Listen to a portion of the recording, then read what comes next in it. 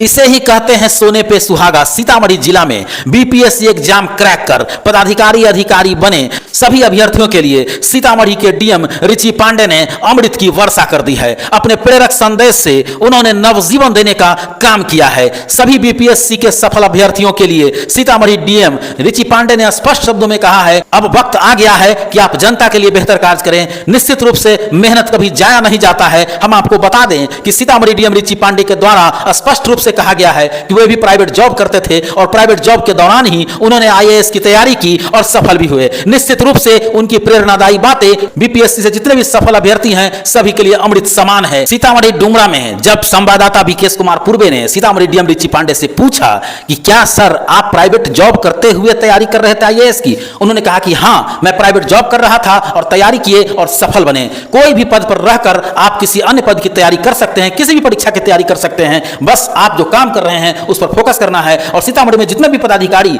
जहां थे, जहां काम कर रहे थे, उन्होंने बेहतर किया, अपने काम को बाधित नहीं किया और उन्होंने सफलता पा करके यह बता दिया है कि दुनिया में कुछ भी असंभव नहीं यदि दिल से मेहनत किया जाए तो। सीतामढ़ी डीएम रिची पांडे ने सभी सफल अभ्यर्थियों को बधाई दी है, शुभकामना दी है और बोले कि जाइए अब जनता के लिए काम करने का वक्त है, दिल से काम कीजिए। देखिए संवाददाता विकेश कुमार पूर्वे की यह रिपोर्ट। इस वक्त हम सीतामढ़ी में हैं और यहाँ माँ सीता की धरती से इस बार के बीपीएससी परीक्षा में 18 से 20 लोग जो है कि सफलता हासिल की है।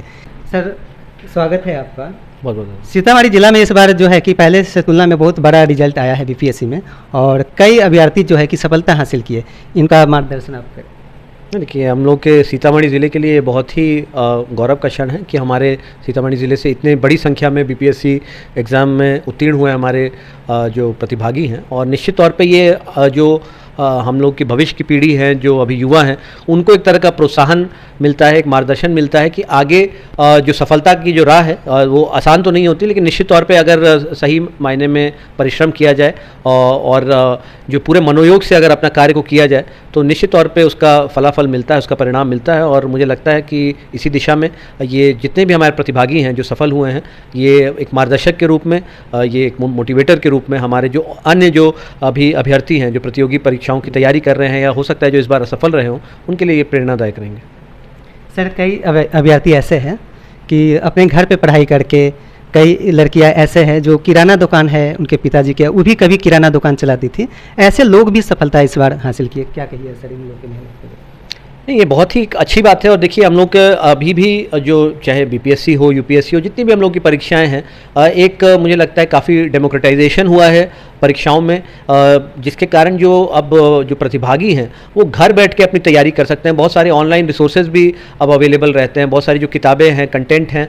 तो अब मुझे लगता है कि सिर्फ कोचिंग संस्थान पे पूर्ण रूप से जो हमारे कैंडिडेट हैं वो निर्भर नहीं रहते हैं, और ये एक अच्छी बात है ताकि कोई जो आर्थिक रूप से अगर कमज़ोर भी अगर कोई व्यक्ति हो, जो हमारे प्रतिभागी हैं, तो उनको भी जो ऑनलाइन रिसोर्सेज हों, चाहे हम लोग की बहुत सारी जो लाइब्रेरीज़ हैं, अब हम लोग हर पंचायत में भी हम लोगों ने बहुत सारी पंचायतों में जो लाइब्रेरीज़ हैं उनका निर्माण किया है। साथ में जो जिला स्तर पर भी हमारी जो लाइब्रेरी हैं या जो साइबर कैफ़े हैं, तो वहाँ उनके माध्यम से हमारे प्राक प्रशिक्षण केंद्र भी हैं जो जिला स्तर पर संचालित किया जाता है कल्याण विभाग के द्वारा। तो इस प्रकार से बहुत सारे माध्यम हैं जहाँ से जो बच्चे हैं ज्ञान अर्जित कर सकते हैं। हम लोग के जो आवासीय छात्रावास भी हैं, तो वहाँ पर भी बच्चे पढ़ाई करते हैं। हम लोग भी प्रयास करते हैं कि हर जगह पर्याप्त संख्या में जो न्यूज़पेपर है, मैगजीन्स हैं, प्रतियोगी जो पुस्तकें हैं, वो सब वहाँ पे उपलब्ध रहें। और मुझे लगता है कि जैसा कि आपने बताया कि बहुत सारे विभिन्न जो श्रेणी के लोग हैं, अलग अलग वर्ग से जो आते हैं, वो यहाँ कम्पीट कर रहे हैं। और ऐसा यहाँ पे किसी प्रकार से आर्थिक असमानता होने के कारण किसी को ऐसा भेदभाव का भाव नहीं लगेगा और निश्चित तौर पर एक लेवल प्लेइंग फील्ड इससे बनती है। सर साथ में आपके प्रशासनिक व्यवस्था में जो सहयोग कर रहे हैं जो अधिकारी है, यानी कि बोखरा के जो वहाँ के बीडीओ साहिबा है, वो भी इसमें सफलता हासिल की है और बीडीओ से एसडीएम बनने जा रहे हैं। क्या कहिएगा? बिल्कुल, उनसे भी मैंने उनको व्यक्तिगत बधाई भी दी है इस सफलता के लिए। टॉप 10 में रैंक लाना बहुत ही ये एक बड़ा अचीवमेंट है, इस उपलब्धि के लिए हमारी तरफ से शुभकामनाएं हैं उनको, उनके परिवार को। और उन्होंने बीडीओ के रूप में भी अच्छा कार्य किया।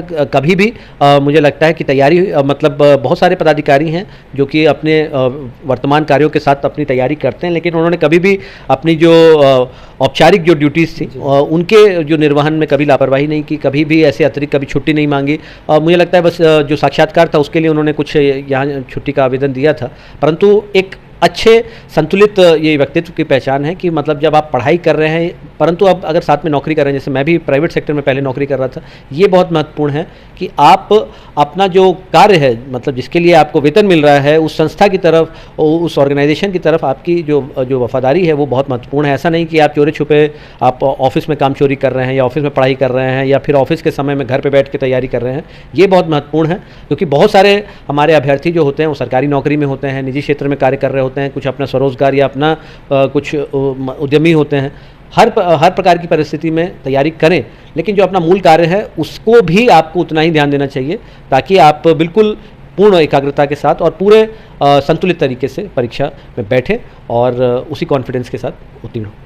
सर, आपने बताया कि आप भी पहले प्राइवेट सेक्टर में काम कर रहे थे, तो एक बात जानना चाहेंगे कि सर आईएएस की जो तैयारी आपने की है, क्वालिफाई किए, तो ये प्राइवेट सेक्टर में काम करते हुए किए हैं?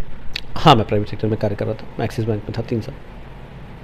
यानी कि काम करते हुए सर बहुत सारे अभ्यर्थी ऐसे हैं थोड़ा सा चूक जाते हैं, कई अभ्यर्थी ऐसे हैं जो पिछले बार मतलब कुछ नंबर से चूक गए थे तो इस बार फॉर्म ही नहीं भरे थे, तो ऐसे बारी अभ्यर्थी को क्या कहिएगा? नहीं, देखिए जो कोई भी प्रतियोगी परीक्षा है तो उसमें निश्चित तौर पे जो प्रतिस्पर्धा इतनी ज़्यादा होती है कि बहुत बार जो बहुत अच्छे अभ्यर्थी होते हैं जिनको बहुत ज्ञान की भी कमी नहीं होती है और जो बहुत अथक परिश्रम भी करते हैं लेकिन उनको सफलता नहीं मिल पाती। तो मेरा यही आपसे सुझाव होगा कि आप लोग बिल्कुल निश्चित तौर पर हताश नहीं हो, निराश नहीं हो, सफलता ज़रूर आपके कदमों पे आएगी और आप जो आपका किया हुआ परिश्रम होता है वो कभी भी व्यर्थ नहीं जाता, वो आगे वाले साल में ज़रूर उससे आपको एक प्रेरणा मिलती है और निश्चित तौर पे अगर आप इसी तरीके से पूरे लगनशील होकर कार्य करेंगे तो आपको सफलता मिलेगी। लेकिन अगर कई बार होता है कि पूर्ण रूप से कुछ लोग निराश हो जाते हैं, हताश हो जाते हैं, तो जो अच्छा उन्होंने कार्य किया होता है, जो उनकी तैयारी होती है, परंतु उनका मनोबल इतना टूट जाता है कि फिर हो सकता है अगली बार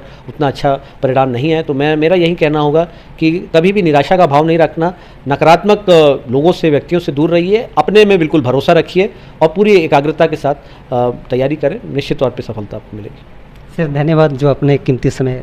बहुत बहुत धन्यवाद, थैंक यू।